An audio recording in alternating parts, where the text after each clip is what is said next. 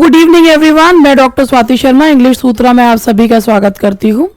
और मैं आप लोगों के साथ जो वोकैबुलरी सेशन चल रहा था उसी को ही कंटिन्यू कर रहा है। और ये जो है वोकैबुलरी सेशन बस अभी वाइंड अप ही होने वाला है और उसके बाद हम कोई नई सीरीज जो है वो स्टार्ट करेंगे। तो आप लोग जो है इस वोकैबुलरी सेशन को प्लीज़ ध्यान से देखिए। इससे आपके कई सारे वर्ड्स जो हैं वो इसमें वन वर्ड, एंटोनिम्स, सिनोनिम्स, काफ़ी सारी चीज़ें कवर होती हैं। तो it will be very helpful for you in the coming exams. और जो अपकमिंग एग्जाम्स हैं उनके लिए भाई आपको भी पता है वोकैबुलरी की क्या इंपॉर्टेंस है, तो उसी के पॉइंट ऑफ व्यू से मैं उसको चीज़ को करवा रही हूँ। इसके अलावा भाई देखिए, अगर आप लोगों को हमारा एक नया लाइव बैच जो है वो स्टार्ट होना है, मगर अभी हम उसके लिए थोड़ा सा ब्रेक ले रहे हैं कि चीज़ें क्लियर हो जाए कि एग्ज़ाम कौन से मंथ में हो सकता है, तभी हम लोग अपना लाइव बैच जो है वो स्टार्ट करेंगे। तो थोड़ा सा वो बैच जो है वो अभी डिले जो है वो हो रहा है। लेकिन जो लोग वीडियो बैच लेना चाहें तो video batch English literature and grammar का टीजीटी पीजीटी दोनों के लिए है, जिसमें रिकॉर्डेड लेक्चर्स हैं। रिकॉर्डेड लेक्चर्स का मतलब ये नहीं है कि मैंने अलग से लेक्चर्स रिकॉर्ड करे हैं, वो लाइव क्लास को की ही लाइव क्लास ही है जो रिकॉर्डेड फॉर्म में पड़ी हुई है, जिसमें ग्रामर और लिटरेचर दोनों के लेक्चर्स हैं। आप लोगों के ग्रामर लिटरेचर के अलग अलग लेक्चर्स जो हैं वो सारे डले हुए हैं, अलग अलग राइटर्स के हर कंटेंट जो है वो अलग अलग पूरा उसमें डला हुआ है। जैसे नाउन है तो नाउन के सारे जितने भी लेक्चर्स हैं वो नाउन के फोल्डर में डले हुए हैं। विलियम शेक्सपियर हैं तो उनके सारे लेक्चर्स उसी में डले हुए हैं। इस तरीके से लिटरेरी टर्म्स है तो उसके सारे लेक्चर्स जो है उसमें डले हुए हैं। और इसमें रिकॉर्डेड लेक्चर्स के साथ आप लोगों को ऑनलाइन टेस्ट सीरीज के ऑनलाइन टेस्ट मटेरियल भी है, प्लस इसके अलावा आपको 32 टेस्ट जो हैं वो आप लोगों को स्टडी मटेरियल में मिलते हैं। जो स्टडी मटेरियल है भाई, स्टडी मटेरियल अलग से हम कोई केवल स्टडी मटेरियल नहीं बेचते हैं हम कि हमारा स्टडी मटेरियल ले लो। स्टडी मटेरियल मिलता है जब आप ये बैच लेते हैं तो स्टडी मटेरियल फ्री मिलता है आपको। और स्टडी मटेरियल जो है वो आपका हार्ड कॉपी फॉर्मेट में आपके घर पर मिलता है। आपके घर पर हम स्टडी मटेरियल तभी देंगे जब आप लोग ये बैच लेते हैं। खाली स्टडी मटेरियल के लिए हमको कांटेक्ट नहीं कीजिए, वो काम हम नहीं करते। ठीक है, बात ये है कि इसलिए नहीं करते क्योंकि स्टडी मटेरियल इस तरीके से बना हुआ है कि अगर आपके पास ये लेक्चर्स हैं, अगर आपके पास मेरी गाइडेंस है तो आपको ये स्टडी मटेरियल समझ में आएगा, नहीं तो कूड़ा है आपके लिए ये। तो इसीलिए जो है हम वो चीज़ नहीं देते आप लोग, क्योंकि कल को क्योंकि नाम बनाना बड़ा मुश्किल होता है, खराब वो 1 मिनट में हो जाता है। तो अगर आपको लगता है कि ये बैच आप लोगों के लिए यूजफुल है तो आप इंग्लिश सूत्रा का ऐप डाउनलोड करें और उस पर आपको ये बैच दिख जाएगा। इसके अलावा अगर आपको कोई और जानकारी चाहिए तो 7895937338 पर आप ले सकते हैं। और चलिए इसी के साथ जो है अपना आज का सेगमेंट शुरू करते हैं। तो आज है डे 8 और जो है यहां पर आप ये देखिए, सबसे पहला जो हमारी आज रूट वर्ड है वो है सोली। सोली का मतलब होता है अलोन, अकेले। और लोक्वा का मतलब होता है डायलॉग। सोली लकी, अकेले बोला जाने वाला डायलॉग, एक ऐसी स्पीच जो खुद से कही जाती है। जैसे हैमलेट में है, हैमलेट की सोली लकी सबसे बहुत फेमस है, मकबेथ की सोली लकी बहुत। तो एक सोली लकी होता है, एक असाइड होता है। असाइड में कुछ शब्द होते हैं, सोली लकी में जो होते हैं वो पूरा डायलॉग, लोक्वा डायलॉग, सोली अकेले, अकेले बोले जाने वाला जो डायलॉग होता है उसे सोली लकी कहते हैं। That is meant for the audience, but जो फेलो एक्टर्स होते हैं they are not suppose to listen to it, इसे सोली लकी कहते हैं। Now next is solitude. Solitude का मतलब होता है अकेला रहने की, द स्टेट और situation of being alone, solitude. In the state of solitude यानी कि अकेला रहना, अकेले रहने की। कभी कभी इंसान इतना ज्यादा सबके बीच में होते हुए भी इतना अकेलापन महसूस करता है कि उसको लगता है कि सॉलिट्यूड चाहता है, वो हर जगह जब भाग जाना चाहता है कुछ सब चीजों को। सॉलिट्यूड अकेलेपन, अकेलेपन को क्या कहते हैं? Solitude. Solitary, being the only one. Solitary का मतलब होता है एक अकेला। जैसे पहाड़ियों पे अगर आप कहीं जाते हैं तो इक्का दुक्का पहाड़ी पे एक घर आपको दिखेगा, यानी फिर थोड़ा दूर आगे चलेंगे तो पहाड़ पे एक और घर दिखेगा, यानी कि बहुत एक एरिया में एक ही घर होना। सॉलिटरी जो है ना, अब जैसे सॉलिटरी रीपर, अगर आपने वर्ड्सवर्थ की पोएम पढ़ी हो तो सॉलिटरी रीपर है कि पूरे उसमें जो है वो एक अकेली लड़की गाना गा रही थी।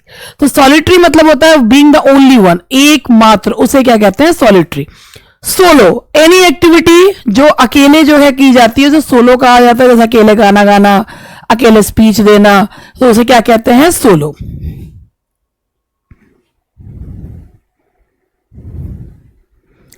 Now the next word is वेंट्री।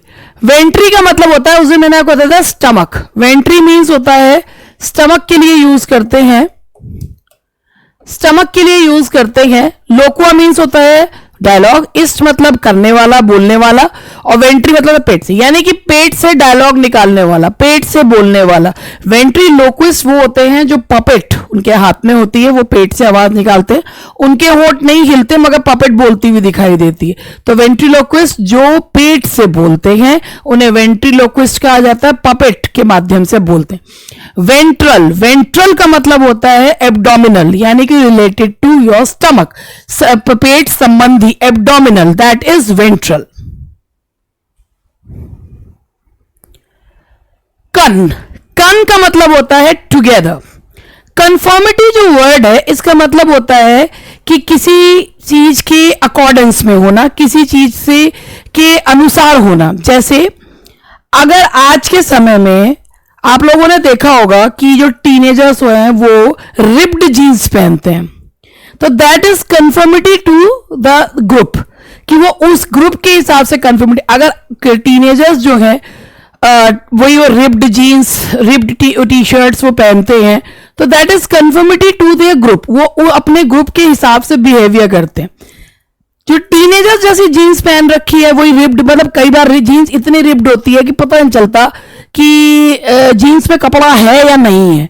अब ऐसी ही जीन्स अगर कोई 40-45 प्लस इंसान पहन ले, ऐसी फटी टूटी जीन्स जिसमें पैर बाहर ज्यादा दिखते हैं और जीन्स के अंदर कम दिखते हैं, तो वो that is not the conformity to the group, वो ग्रुप के हिसाब से नहीं है।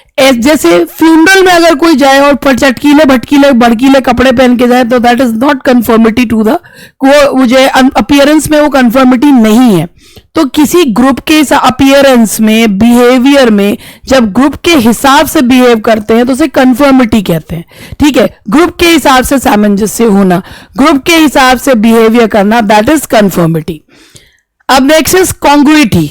तो कॉन्ग्रुइटी का मतलब है, देखिए एक होता है कॉन्ग्रुअस, एक होता है इनकॉन्ग्रुअस। अब ऐसे मानिए लाइब्रेरी में बैठ के सारे बच्चे पढ़ रहे हैं, ये कॉन्ग्रुइटी है, सारे बच्चे पढ़ रहे हैं। अब लाइब्रेरी में बैठ के कोई जो जगलर है वो फायर बॉल्स या गेम्स खिला रहा है, ये इनकॉन्ग्रुइटी है।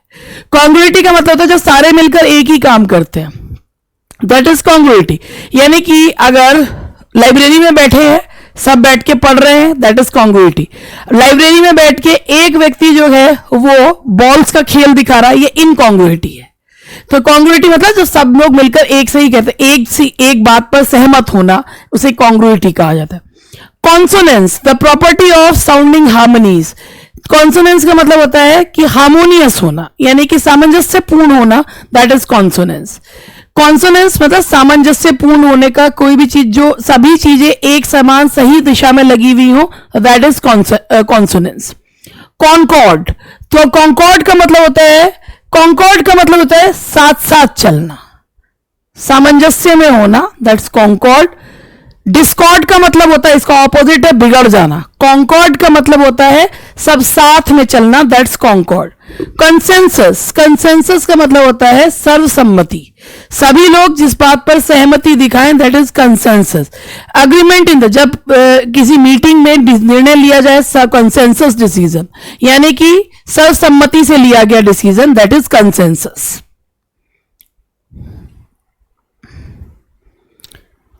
कंसाइन, कंसाइन का मतलब होता है कि इसमें है किसी चीज को किसी दूसरे को हैंड ओवर कर देना, किसी चीज से छुटकारा पाने के लिए, हमेशा के लिए किसी को कोई चीज दे देना, दैट्स कंसाइन। ठीक है, अगर किसी को जैसे आपको अगर पता हो तो कि भाई पहले अब तो इसमें चेंज हो गया है कि पहले गिफ्ट डीड दी जाती थी तो चेंज नहीं किया जा सकता था। ठीक है, ऐसे ही अगर मान लीजिए आपने किसी को कोई सामान दिया और वो उसे हमेशा के लिए दे दे, ये नहीं तेरी मेरी कुट्टी होगी चल अब जरा मेरा सामान लौटा दे, तो ऐसे नहीं। कंसाइन का मतलब होता है कमिट फॉर एवर, दे दिया तो हमेशा के लिए दे दिया किसी चीज को, चाहे वो गेट रिड ऑफ छुटकारा पाने के लिए दिया गया हो, that is consign. Concert, concert का मतलब है गाना गाने का या डांस करने का, एक परफॉर्मेंस म्यूजिकल प्लेयर्स के द्वारा, जो प्लेयर्स के द्वारा और जो एक परफॉर्मेंस दिया जाता है सिंगर्स के द्वारा, म्यूजिशियंस के द्वारा, उसे क्या कहते हैं? कॉन्सर्ट।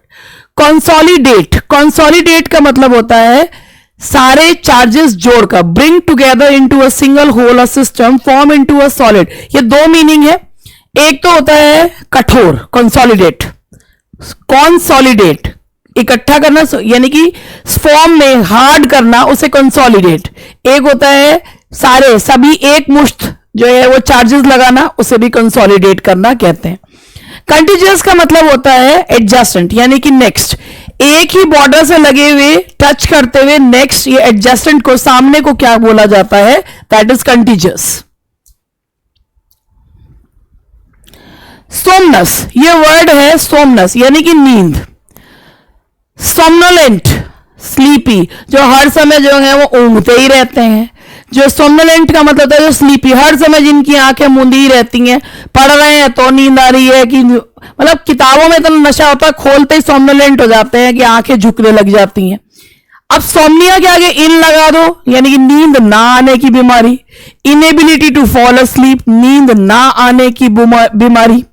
सोमनाबुलिज्म, एम्बुल, ये जो एम्बुल जो वर्ड होता है, एम्बुल, एम्बुल का मतलब होता है चलना, सोमना मतलब नींद, एम्बुल ये सोमनाबुलिज्म का मतलब होता है नींद में चलने की बीमारी। सोमनीफेरस, सोमनीफेरस सोपोरोफिक, नींद लाने की दवाई, जिससे नींद आ जाए, सोपोरोफिक प्लस ली और जो है नींद आ जाए, उसे क्या कहते हैं? सोमनीफेरस। ठीक है, नींद लाने की जो है, जो कोई अगर आपको कोई सब्जेक्ट पसंद नहीं है, उसकी किताब खोल के बैठ जाओ, बड़ी ही सोपोरोफिक होती है वो चीज। या कोई ऐसे किसी की बात जो है बहुत लंबे समय तक कोई बोलता रहे, वो भी आप बाबा मुंह खोलने की कोशिश करो मगर सोपोरोफिक हो जाती हैं वो चीजें। सोमनीलोक्वी, लोक्वा मीन्स फिर डायलॉग, सोमनीलोक्वी का मतलब होता है नींद में बोलना, इसलिए कहते हैं लोगों को बोलने का मौका जगते हुए दे देना चाहिए, नहीं तो वो नींद में बोलते हैं। सोमनीलोक्वी, नींद में बोलना। सोमनोलेसेंट, ड्राउजी, हमेशा जो है वो ड्राउजी यानी कि ऐसा ना नींद में महसूस होना। हाइपरसोमनिया, हाइपरसोमनिया का मतलब होता है, हाइपर मतलब जरूरत से ज्यादा, सोमनिया मतलब नींद, जिसे बहुत ज्यादा नींद आती है उसे hypersomnia, an inability to stay awake, जो जग ही नहीं पाते, जो हमेशा सोते ही रहते हैं, उसे हाइपरसोमनिया कहा जाता है। फर, फर का मतलब होता है टू बियर या टू प्रोड्यूस। सोमनीफेरस जो स्लीप इंड्यूसिंग यानी कि नींद लाने की जो दवाई होती है उसे सोमनीफेरस कहा जाता है। वोसिफेरस का मतलब होता है बहुत तेज आवाज में बहुत तेज अपील करना, बहुत ही फर्वेंट अपील करने को क्या कहते हैं? वोसिफेरस, बहुत तेज आवाज में, बियरिंग लाउड जो है वॉइस, बहुत तेज आवाज में अपील करना, वोसिफेरस। ओडोरिफेरस, ओडर का मतलब होता है गंध, जो बहुत तेज गंध दे उसे odoriferous, to emit unbearable smell, that is odiferous, कि एक ऐसी गंध जो बहुत तेज, और मेलऑडरस, बहुत ही गंदी जो गंध होती है उसे ओडोरिफेरस कहा जाता है। ठीक है, जैसे प्याज सड़ जाए तो बहुत गंदी बदबू आती है, दैट्स ओडोरिफेरस। एमिटिंग, वो क्या एमिट करता है? जो है बहुत ही गंदा जो ओडर है वो उसको एमिट करता है। लेकोनिया, लेकोनिया जो वर्ड है इसका मतलब होता है बहुत संक्षिप्त, brief and to the point, crisp, बहुत जो है कम शब्दों में, लैकोनिक, कम उसे काट छांट कर देना, that is laconic. Coser, Coser का मतलब होता है कि कोई चीज जो कन्विंस कर दे, टू ड्राइव टुगेदर, कन्विंसिंग जो होती है उसे कहते हैं कोजेंट। कोजेंट का मतलब होता है पावरफुली परसुएसिव, यानी कि कोई ऐसी चीज, कोई ऐसा आर्ग्यूमेंट जो आपको कन्विंस कर दे, उसे कोजेंट कहेंगे। जैसे कि अगर कोई व्यक्ति जो है, अगर अपने किसी को अगर कोई सामान बेच रहा है, तो उसको बेचने के लिए वो एक कोजेंट जो है वो उसमें अपनी जो है वो एक अपील करता है, और यानी कि कन्विंसिंग या अपीलिंग होगी, तो वो चीज जो है वो कोजेंट है। आप ये देखेंगे पावरफुली परसुएसिव, यानी कि जिसमें आप कन्विंस हो जाएं, जो एक ऐसा आर्ग्यूमेंट है जिसमें हाँ आपको मानने को मजबूर कर दे। ये नहीं आप उसमें बिल्कुल फालतू की चीज लगा ले, अगर आपको कोई बात को तर्कपूर्ण तरीके से समझा दिया जाए, दैट इज कोजेंट, यानी कि जो आपको अपीलिंग है, कन्विंसिंग है, दैट इज कोजेंट। कोजेंसी का मतलब होता है the quality of being valid. Cogency का मतलब भी यही है कि एक तर्कपूर्ण चीज, एक कन्विंसिंग चीज, उसे क्या कहेंगे? कोजेंसी। कोजेंटली का मतलब होता है, यही से कोजेंटली का मतलब है इन अ कन्विंसिंग वे। जब किसी कोई अपनी बात को कोजेंटली समझाता है, यानी कि कन्विंस करने के लिए ही समझाता है, तो इसको जो है क्या कहा जाता है? कोजेंटली। कई बार कुछ चीजें इतनी कन्विंसिंग वे में समझाई जाती हैं कि जो बात कोई इंसान मानने को तैयार नहीं होता वो भी मान जाता है, जब उसे कोजेंटली समझाया जाता है, यानी कि कन्विंसिंग वे में उसको ये बात मानने को इतने अच्छे से समझाया जाता है कि हाँ वो परसुएसिव चीज होती है, अपीलिंग चीज होती है, और वो उस चीज से कन्विंस जो है वो हो जाता है। यानी कि कोई भी ऐसी चीज जो आपको मानने को मजबूर कर दे, आप उसमें अपना लॉजिक ना लगाएं, तो दैट इज कोजेंट। एम्बुल, मैंने अभी बताया था, एम्बुल वर्ड का मतलब होता है वॉक। एम्बुलेटरी, एम्बुलेटरी का मतलब होता है चलना, एबल टू वॉक अबाउट, इधर उधर घूमना। एम्बुलेंस, एक ऐसा व्हीकल जो बीमारों को हॉस्पिटल लेकर जाता है। पेरम्बुलेटर, जो प्रैम होती है उसे कहते हैं, जिसमें बच्चा गाड़ी, जिसमें बच्चों को घुमाया जाता है, that is perambulator, a small vehicle with 4 wheels.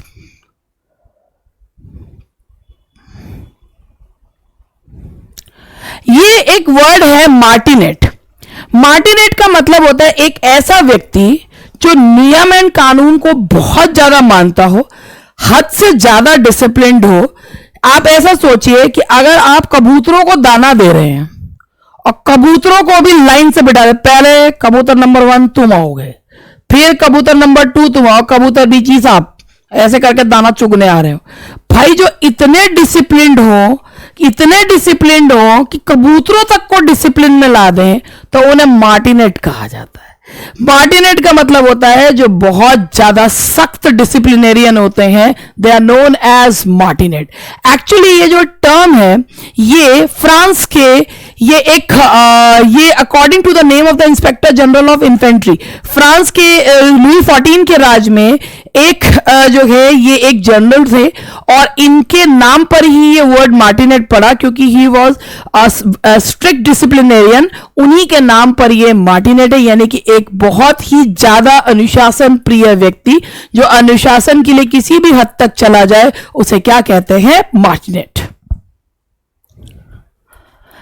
And the next word is fenian. Fenian का मतलब होता है दिखावा, बहुत ज्यादा। इसमें पहला वर्ड है साइकोफेंट। एक साइकोफेंट का मतलब होता है हद दर्जे का चापलूस। तुम दिन को अगर रात कहो तो हम रात कहेंगे, वो ऐसे जो लोग होते हैं ना साइकोफेंट्स, बूटलिकर्स, ये कहा जाता है। ये बहुत ज्यादा फ्लैटरिंग करने वाले, फ्लैटरिंग को भी जो है एक्सट्रीम लेवल तक ले जाने वाले, उन्हें साइकोफेंट्स कहा जाता है। Who tries to please someone in order to gain a personal advantage, that is known as sycophant, यानी कि बूटलिकर और जो है that is sycophant. To show, जरूरत से ज्यादा जो है चापलूसी करने वाला। डायफेनस, सो थिन एज, फेनस मतलब होता है टू शो। डायफेनस का मतलब होता है इतना पतला एज टू ट्रांसमिट लाइट, इतना पतला कि जिसमें से लाइट जो है वो पास हो जाए, उसे क्या कहते हैं? बहुत ही बिल्कुल पारदर्शी, उसे क्या कहेंगे? डायफेनस। डाय मीन्स होता है थ्रू, जिसके थ्रू लाइट पास, जैसे प्याज की झिल्ली, तो बहुत ही ज्यादा ट्रांसपेरेंट होती है। कोई भी चीज जो इतनी पतली और ट्रांसपेरेंट है कि जिसके आसपास लाइट पास हो जाए, दैट इज डायफेनस। ठीक है जी, तो ये थे आज के शब्द जो मैंने आप लोगों को करवाए। होप भाई अगर आप साथ के साथ पढ़ते चलेंगे, वेदर कभी कभी कुछ सेशंस को दवाई की तरह भी लेना चाहिए, क्योंकि ये आपके लिए एग्जाम के पर्पस से बहुत अच्छे हैं। तो मैं तो यही कहूंगी कि आप लोग अपनी वोकेबलरी स्ट्रेंथन करते रहें, क्योंकि देखिए लिटरेचर ग्रामर में लोग जो कर के बैठे होते हैं वो दिक्कत नहीं करता है, मगर वोकेबलरी स्पेलिंग्स बहुत ज़्यादा परेशान करती हैं। तो वर्क ऑन इट, आप उस पर काम करेंगे तो ऑब्वियसली आपको उसका फल भी बहुत अच्छा मिलेगा। दैट्स ऑल फॉर टुडे, मिलते हैं कल। Bye bye, good night.